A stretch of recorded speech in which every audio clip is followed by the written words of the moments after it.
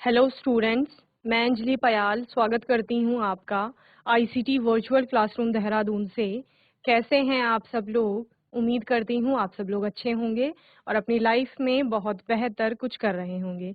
आज हम बात कर रहे हैं क्लास 11th की केमिस्ट्री की, और जैसा कि आपको पता है चैप्टर 1 हमारा चल रहा है some basic concepts of chemistry, यानी रसायन विज्ञान की कुछ मूलभूत अवधारणाओं की बात हम यहाँ पर कर रहे हैं, जिसमें आपने लास्ट सेशन में वैज्ञानिक संकेतनों को पढ़ा था, यानी कि साइंटिफिक नोटेशन जिन्हें कहा जाता है, और उसमें मैथमेटिकल ऑपरेशंस किस प्रकार किए जाते हैं वो हमने सीखे थे। कुछ एग्जाम्पल्स आप लोगों ने उसके देखे थे जिनको कैलकुलेट किया था आप लोगों ने। आज के सेशन में लॉज ऑफ केमिकल कॉम्बिनेशन पर बात करेंगे, यानी रासायनिक संयोजन के जो नियम हैं उनके बारे में हम लोग पढ़ेंगे।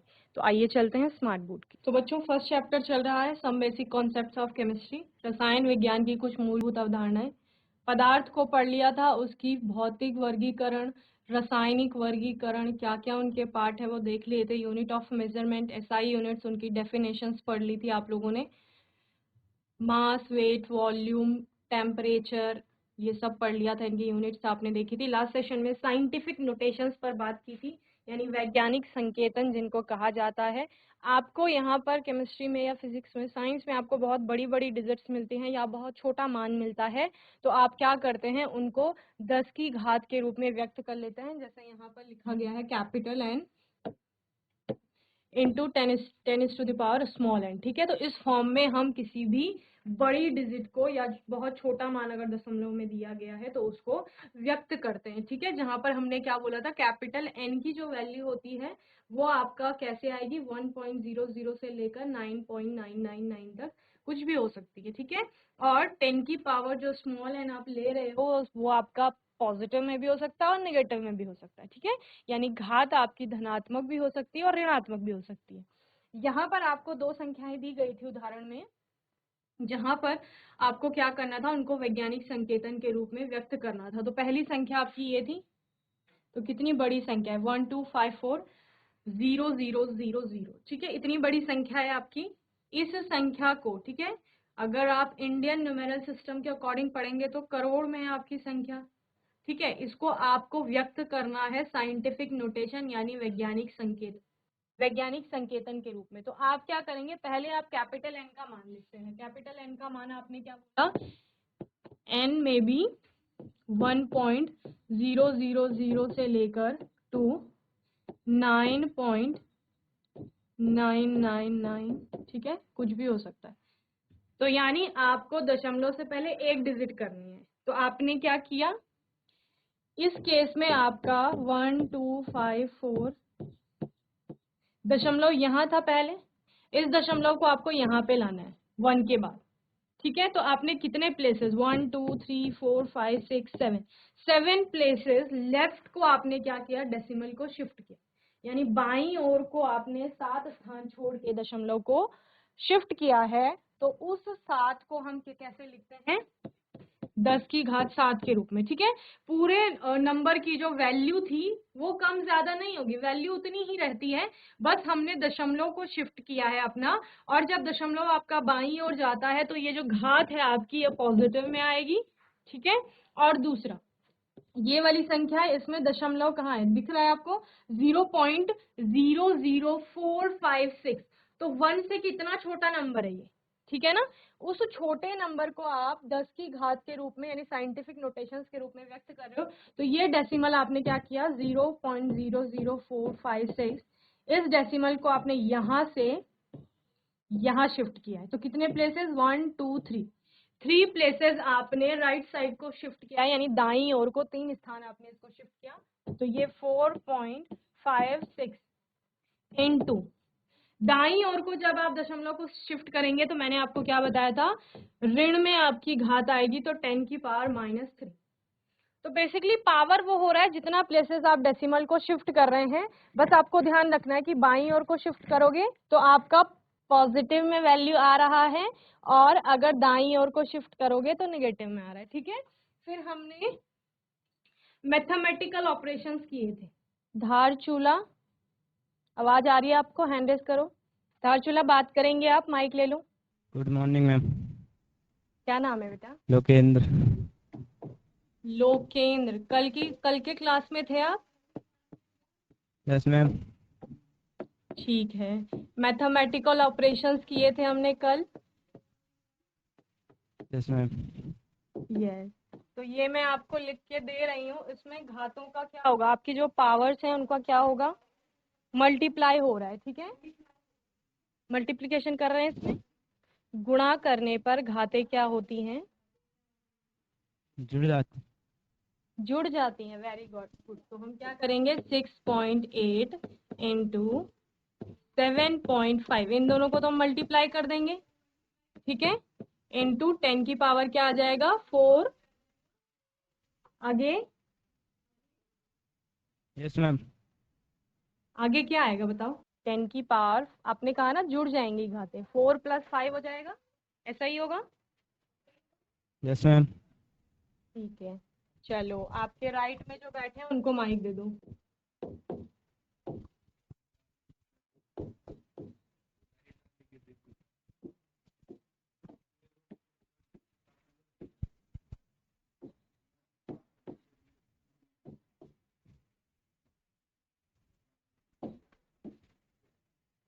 यहाँ पर हम भाग कर रहे हैं, भाग करने पर क्या होगा बताओ, धारचूला।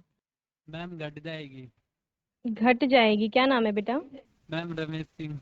रमित। ठीक है, तो क्या हो गया, गुणा करने पर, जैसे हमें बच्चों ने बताया, गुणा करने पर घातें क्या हो रही हैं, जुड़ रही हैं, और भाग देने पर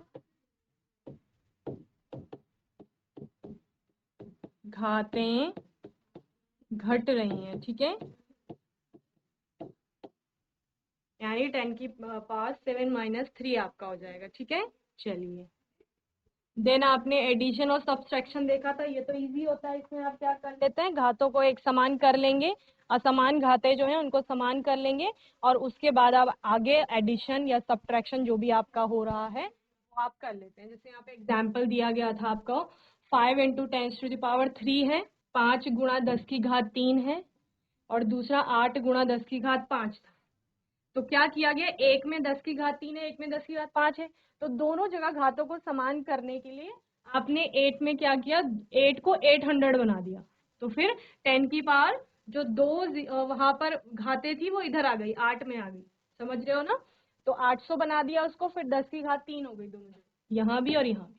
तो घातें समान हो गई, उसके बाद क्या करना था, जोड़ना था चूंकि, तो 5 को 800 से जोड़ दिया, 805 हो गया, और 10⁻³ हो गया। तो सब्ट्रैक्शन में भी यही करोगे, जहां पर घटाना होगा पहले घातों को समान कर लेंगे, और फिर उसके बाद वो समान घात ही आपकी आंसर में जाएगी, और इधर जो आपका बाकी नंबर है उसको आप कैलकुलेट कर लेंगे, सब्ट्रैक्ट कर लेंगे, यानी माइनस कर लेंगे, ठीक है ना। आज के सेशन का हमारा टॉपिक है लॉज ऑफ केमिकल कॉम्बिनेशन, ठीक है, यानी रासायनिक संयोजन के नियम।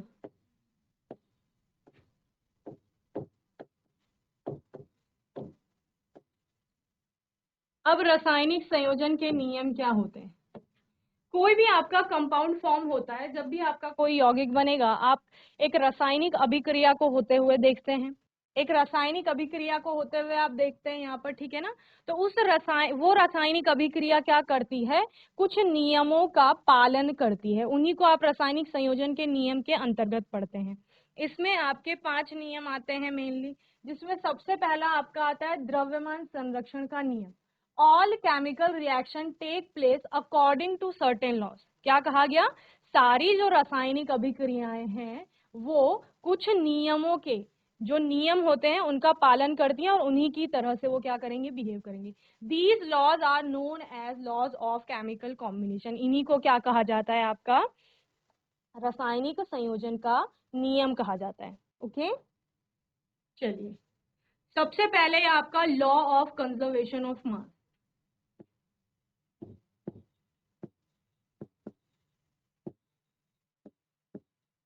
द्रव्यमान संरक्षण का नियम, ठीक है। द्रव्यमान संरक्षण का नियम क्या है, This law was put forth by Antony A. Lavoisier in 1789. 1789 में एंटोनी ए लेवोजियर या लेवाशे भी आपका इनको कहा जाता है हिंदी में, तो उनके द्वारा ये नियम दिया गया था या प्रतिपादित किया गया था, ठीक है ना। उन्होंने क्या बताया था, according to this it states, ये बताता है that the total mass of reactant is equal to the total mass of the products, ठीक है। बस इतना ध्यान रखना है, यानी क्या हो रहा है, कोई भी रासायनिक अभिक्रिया हो रही, ए प्लस बी मिल करके आपका सपोज C प्लस डी बना रहे, ठीक है। तो ये आपके क्या है, रिएक्टेंट्स है, अभिकारक।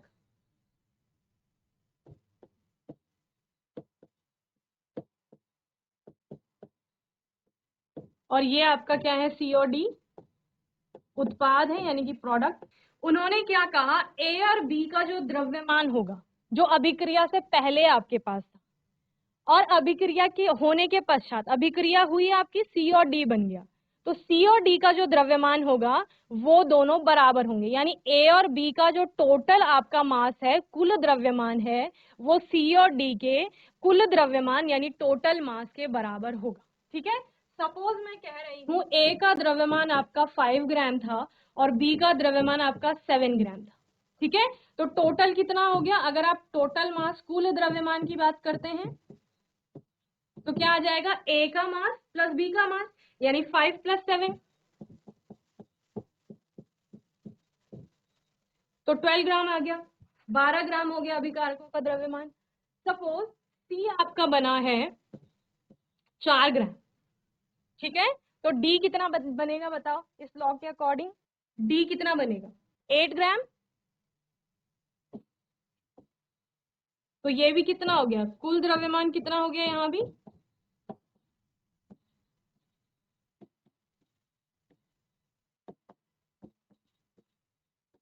बस यही आपका क्या है, द्रव्यमान संरक्षण का नियम है। और ये आपके लिए नया नहीं है, बिल्कुल भी नया नहीं है। 10th में क्या पढ़ा था, अभिक्रियाओं को, आपकी जो रासायनिक अभिक्रियाएं थी, जो समीकरण आ रही थी, उनको संतुलित करना सीखा था, याद है आपको, बैलेंस कर रहे थे इक्वेशंस को। तो क्यों बैलेंस कर रहे थे, इसीलिए बैलेंस कर रहे थे, मैंने सबसे पहले क्या बताया कि रासायनिक अभिक्रियाएं जो होती हैं वो आपके इन नियमों का पालन करती है, तो वो समीकरण जो आप लिख रहे हैं किसी अभिक्रिया के लिए, वो भी द्रव्यमान संरक्षण के नियम का पालन करेगी, इसीलिए आप वहां पर इक्वेशंस को बैलेंस करते हैं। और ये क्यों हो रहा है, टोटल मास जो आपका रिएक्टेंट का है, कुल जो द्रव्यमान है आपके अभिकारक का, वो उत्पाद के कुल द्रव्यमान के बराबर हो रहा है। इसका मतलब है कि कोई आपका वहां पर नया जो द्रव्य को आप बोलते हो ना, द्रव्य न तो उत्पन्न हो रहा है न ही नष्ट हो रहा है, समझ रहे हैं। तो वही यहाँ पर हो रहा है, मास आपका न तो फॉर्म हो रहा है न ही खत्म हो रहा है, जैसे ऊर्जा संरक्षण के नियम में भी आप बोलते हैं, तो वही यहाँ पर होता है। इसीलिए आपका जो द्रव्य का क्या है, आपका द्रव्यमान है यहाँ पर, या किसी भी आपके रिएक्टेंट का कोई भी कंपाउंड है, टोटल जो आप मास देख रहे हो वो चेंज नहीं हो रहा है। तो बेसिकली द्रव्यमान संरक्षण का नियम कुछ नहीं है, लेफ्ट हैंड साइड में जो टोटल मास है, कुल द्रव्यमान है, वो राइट हैंड साइड के कुल द्रव्यमान के बराबर आ जाएगा, ठीक है। चलो हाइड्रोजन और ऑक्सीजन को मिला करके वाटर बनाओ, जल्दी से रिएक्शन लिखो। हाइड्रोजन और ऑक्सीजन को मिला करके वाटर बनाइए। रिएक्शन पता है ना क्या होती है,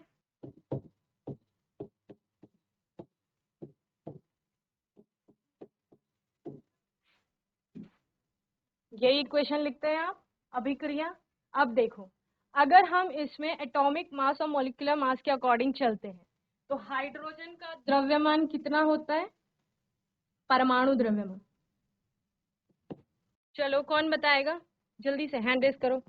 धारचूला और त्रियोगी नारायण, हैंड रेस करिए। कुछ नहीं पूछ रही हूँ, एटॉमिक मास पूछ रही हूँ, परमाणु का द्रव्यमान, हाइड्रोजन और ऑक्सीजन। हेलो हाँ जी, क्या मैम, नाम है, रमी। हाइड्रोजन का 1 और ऑक्सीजन का 6 होता है। परमाणु द्रव्यमान पूछ रही हूँ, हाइड्रोजन का 1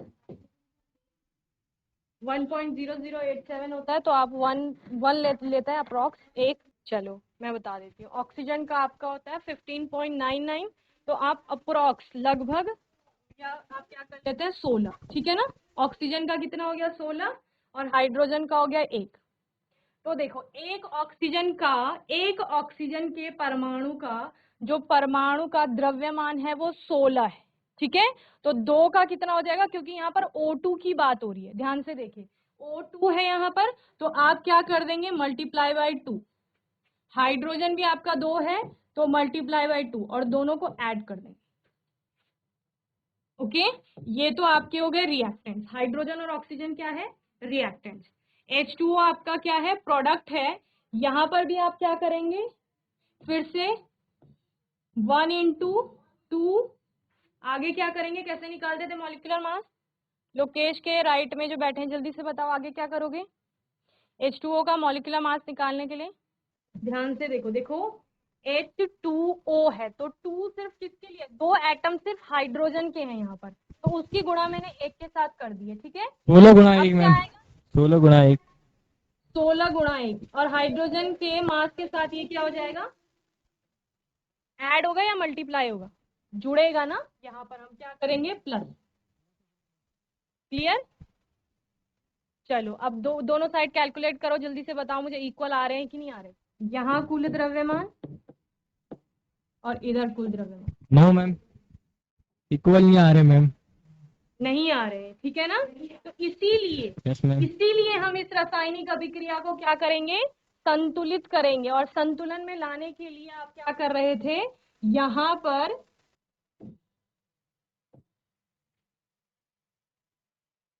ठीक है। अब आप क्या करेंगे, फिर से इसको 1 2 से मल्टीप्लाई करेंगे और इसको भी, और यहाँ पर भी एक और 2 आ जाएगा। ये कितना हो जाएगा 4 32, ये कितना हो जाएगा 4, ये 32। 32 और अब आ रहा है इक्वल। किसी भी रासायनिक अभिक्रिया को किस लिए बैलेंस किया जाता है, क्योंकि वो द्रव्यमान संरक्षण के नियम का पालन कर रही है। उसका द्रव्यमान अभिकारकों में भी और उत्पाद में भी आपका क्या होना चाहिए, बराबर होना चाहिए। चलिए, तो ऐसी ही कुछ रासायनिक अभिक्रियाओं को आप करके लाएंगे, उनके द्रव्यमान लिख कर लाएंगे। चलिए लिख लीजिए, यह नियम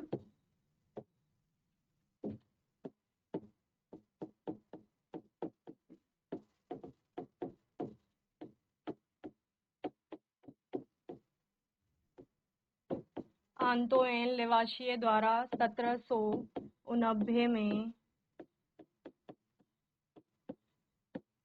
दिया गया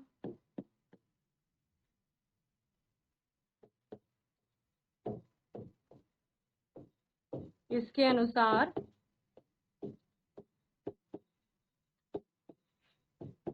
अभिकारकों का कुल द्रव्यमान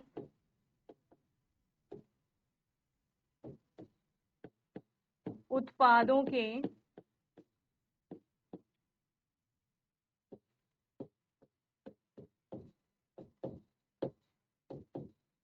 कुल द्रव्यमान के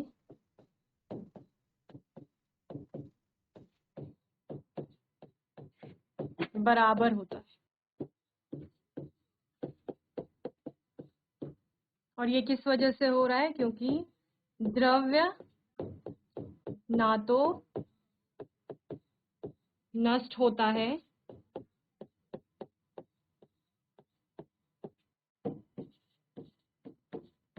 और ना ही